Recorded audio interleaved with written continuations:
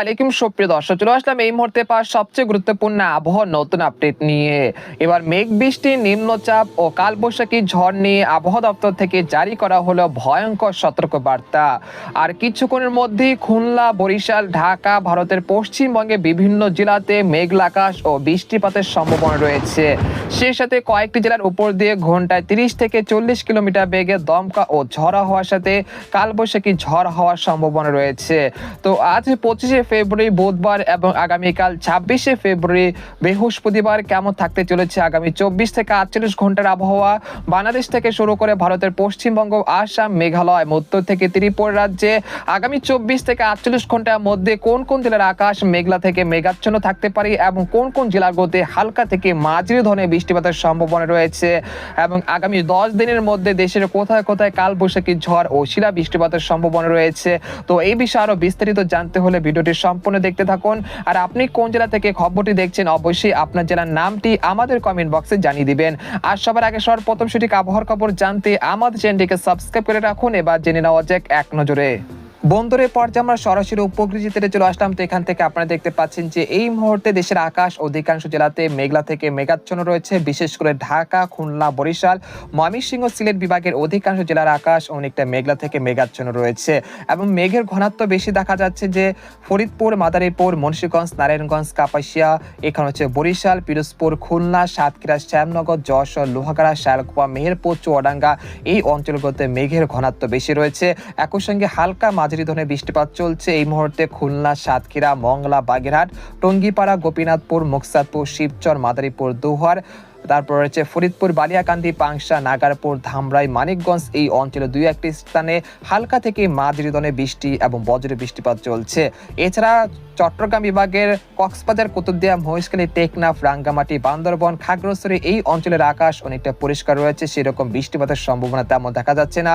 এবং আজ সন্ধ্যা বা রাতের মধ্যে বরিশাল, পিরোজপুর, মাঠবাড়িয়া, খেপুপাড়া, লালমোহন, বরহুদ্দিন, ভোলা, ঝালকাঠি এই অঞ্চলে দুই একটি জেলাতে হালকা দুই এক পশলা বৃষ্টিপাত হলেও হতে পারে। এছাড়া আজ মধ্যরাতের দিকে দেখা যাচ্ছে যে একটি বজ্রবাহী মেঘ তৈরি হচ্ছে, যেটা ভারতের দুর্গাপুর এই অঞ্চলগুলোতে তৈরি হয়েছে। সেটা পরবর্তীতে শক্তি সঞ্চয় করলে আজ রাত 12টার মধ্যে ভারতের পশ্চিমবঙ্গের পুরুলিয়া, বানকুলিয়া, দুর্গাপুর, শিওরি, নালিহাটি, মুর্শিদাবাদ, কৃষ্ণনগর, কাটোয়া এই অঞ্চলগুলোতে উত্তর পশ্চিম দিক থেকে ঘন্টায় 40 থেকে 50 কিলোমিটার বেগে দমকা ও ঝড়া হওয়ার সাথে কালবৈশাখী ঝড় এবং শিলা বৃষ্টিপাতের সম্ভাবনা রয়েছে। আজ রাত 12টার মধ্যে যদি এখানে যে মেঘগুলো তৈরি হচ্ছে, যেগুলো শক্তি যদি ধরে রাখে, তাহলে আজ রাতের মধ্যে এই বৃষ্টিপাতের সম্ভাবনা রয়েছে। আর যদি অনুকূল পরিবেশ থাকে তাহলে আজ রাত 3টার মধ্যে রাজশাহী, চাঁপাইনবাবগঞ্জ, সিংড়া, মহাদেবপুর, বগুড়া, পাবনা, নাটোর, তারপর রয়েছে মেহেরপুর, শালকুপা, যশোর, লোহাগাড়া, খুলনা, সাতক্ষীরা এই অঞ্চলে বেশ কটি জেলাতেও হালকা থেকে মাঝারি ধরনের বৃষ্টি, সেই সাথে দমকা ও ঝড়া হওয়া বয়ে যেতে পারে আজ রাত 12টা থেকে 3টার মধ্যে ইনশাল্লাহ। এছাড়া এখানে দেখতে পাচ্ছি যে বঙ্গোপসাগর এই মুহূর্তে স্বাভাবিক রয়েছে। গত কয়েকদিন আগে যে নিম্নচাপের কথা বলেছিলাম, সেই নিম্নচাপটি এই মুহূর্তে নিঃশেষ হতে শুরু করেছে এবং সেটা মায়ানমারের উপকূলের দিকে চলে যাচ্ছে এবং বাংলাদেশে এর প্রভাব কিন্তু সেরকম দেখা যাচ্ছে না। বর্তমানে যে মেঘমালা সৃষ্টি হচ্ছে সেগুলো মূলত পশ্চিমী ঝঞ্ঝার কারণে তৈরি হচ্ছে এবং সেই পশ্চিমী ঝঞ্ঝা আজ মধ্যরাত থেকেই বিদায় নিতে পারে ইনশাল্লাহ। এই পর্যায়ে আপনাদেরকে ইউরোপিয়ান যে মেঘমালার আপডেট রয়েছে সেখান থেকে সরাসরি দেখানোর চেষ্টা করছি 25 ফেব্রুয়ারি বুধবার দেশের আবহাওয়া পরিস্থিতি কিরকম থাকতে পারে।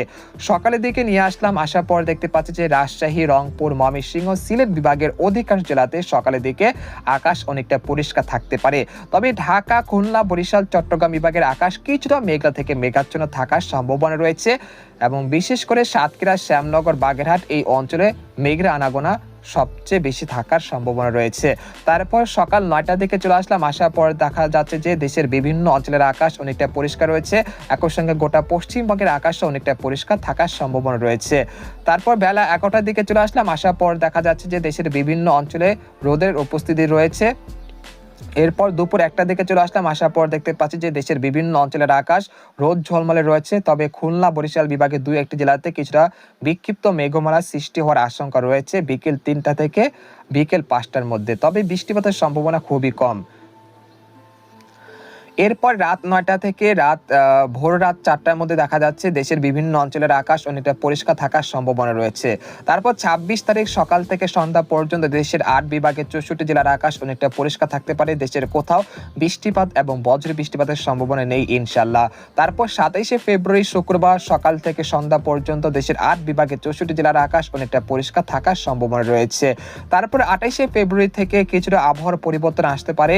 এর কারণ হলো বঙ্গোপসাগর থেকে কিছুটা জলীয় বাষ্প দেশের অভ্যন্তরে প্রবেশ করতে পারে এবং উত্তর পশ্চিম দিক থেকে কিছুটা শীতল হাওয়া প্রবাহমানের কারণে দেশের দক্ষিণ অঞ্চলে কিছুটা কুয়াশা বেল তৈরি হতে পারে, যেটা সকাল ৬টা থেকে সকাল ৮টার মধ্যে কিন্তু এই কুয়াশা কেটে যেতে পারে। আপনারা দেখতে পাচ্ছেন যে খুলনা বরিশাল বিভাগে বেশ কয়েকটি জেলার আকাশ কিছুটা ঘন কুয়াশায় ঢাকা থাকতে পারে।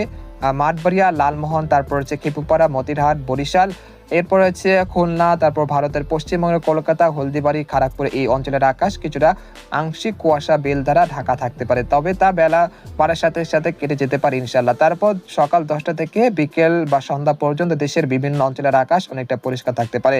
তারপর ১লা মার্চও সেম পরিস্থিতি থাকতে পারে। খুলনা, বরিশাল এবং ঢাকা বিভাগে বিভিন্ন জেলাতে হালকা থেকে মাঝারি ধরনের ঘন কুয়াশা তীব্রতা থাকতে পারে এবং তা বেলা বৃদ্ধি পাওয়ার সাথে সাথে কেটে যেতে পারে এবং এই পরিস্থিতি আগামী 5ই মার্চ পর্যন্ত চলমান থাকতে পারে। এরপর আগামী 5ই মার্চ দেখা যাচ্ছে যে ঢাকা, খুলনা, বরিশাল, চট্টগ্রাম বিভাগে বিভিন্ন জেলাতে মাঝারি থেকে ঘন কুয়াশা তীব্রতা দেখা যাচ্ছে। এই সময় কোথাও কোথাও সকাল 7টা বা সকাল 10টা পর্যন্ত সূর্যের অনুপস্থিতি থাকতে পারে, তবে বেলা বাড়ার সাথে সাথে এই কুয়াশা বেল কেটে সূর্যের দেখা মিলতে পারে ইনশাল্লাহ। এরপর মার্চ মাসের দ্বিতীয় বা তৃতীয় সপ্তাহে বাংলাদেশের দিকে একটি শক্তিশালী কালবৈশাখী ঝড় আসার সম্ভাবনা রয়েছে, তবে সেই ঝড় কতটা শক্তিশালী হতে পারে সেটা আপনাদেরকে পরবর্তী ভিডিওতে জানানোর চেষ্টা করব। এই পর্যায়ে আপনাদেরকে জানিয়ে দেব যে আগামী 72 ঘন্টার মধ্যে দেশের কোথায় সর্বোচ্চ বৃষ্টিপাতের সম্ভাবনা রয়েছে। আগামী 72 ঘন্টার মধ্যে দেশের সর্বোচ্চ বৃষ্টিপাত থাকতে পারে সাতক্ষীরা, শ্যামনগর, খুলনা, যশোর, লোহাগাড়া এই অঞ্চলগুলোতে প্রায় 2 থেকে 4 মিলিমিটার পর্যন্ত হালকা মাঝারি বৃষ্টিপাত হতে পারে। এছাড়া ভারতের পশ্চিমবঙ্গের কলকাতা, চন্দননগর, শান্তিপুর এই অঞ্চলগুলোতে প্রায় 4 থেকে 5 মিলিমিটার পর্যন্ত হালকা মাঝারি বৃষ্টিপাতের সম্ভাবনা রয়েছে। তাছাড়া বরিশাল, তারপর ঢাকা, খুলনা, এরপর রয়েছে ময়মনসিংহ, সিলেট, রাজশাহী, ঢাকা বিভাগের অধিকাংশ জেলার আকাশ মূলত আংশিক মেঘলা থেকে পরিষ্কার থাকতে পারে, তবে বৃষ্টিপাতের সম্ভাবনা সেরকম দেখা যাচ্ছে না এবং পরবর্তী 5 দিন বা 10 দিনে দেশের কোথাও ভারী থেকে অতি ভারী বৃষ্টিপাতের সম্ভাবনা নেই ইনশাল্লাহ। এই পর্যায়ে আপনাদেরকে আরেকটি মডেলের পূর্বাভাস দেখানোর চেষ্টা করছি। তাপমাত্রা যে মডেলের পূর্বাভাস রয়েছে সেখান থেকে এই মুহূর্তে দেশের তাপমাত্রা স্বাভাবিক পর্যায়ে রয়েছে, কোথাও তাপমাত্রা ঊর্ধ্বমুখী নেই। আগামীকালও তাপমাত্রা হ্রাস পেতে পারে এবং 26 তারিখের পর থেকে দেখা যাচ্ছে তাপমাত্রা কিছুটা বৃদ্ধি পেতে পারে। তারপর 26 বা 27 বা 28 তারিখ দেশের দক্ষিণ অঞ্চলে কিছুটা তাপমাত্রা কমে যেতে পারে। বিশেষ করে কক্সবাজার, কুতুবদিয়া, মহেশখালী, টেকনাফ, রাঙ্গামাটি এই অঞ্চলগুলোর তাপমাত্রা স্বাভাবিকের তুলনায় কিছুটা কম থাকার সম্ভাবনা রয়েছে। তারপর 1লা মার্চ বা 2য় মার্চের পরে দেশে তাপমাত্রা ধীরে ধীরে বৃদ্ধি পাওয়ার আশঙ্কা রয়েছে। এরপর মার্চ মাসের 2য় সপ্তাহের পর থেকে তাপমাত্রা ঊর্ধ্বমুখী হওয়ার আশঙ্কা রয়েছে। তবে এই সময় দেশের কোথাও বৃষ্টিপাতের সম্ভাবনা না পাওয়া গেলেও মার্চ মাসের 2য় বা 3য় সপ্তাহে বাংলাদেশ এবং পশ্চিমবঙ্গে শক্তিশালী কালবৈশাখী ঝড় হওয়ার আশঙ্কা রয়েছে, তবে সে বিষয়ে আপনাদেরকে পরবর্তীতে আপডেট জানানোর চেষ্টা করব। তো আজকের খবর এখানে শেষ করতে চাচ্ছি। সবাই ভালো থাকুন, সুস্থ থাকুন, আল্লাহ হাফিজ।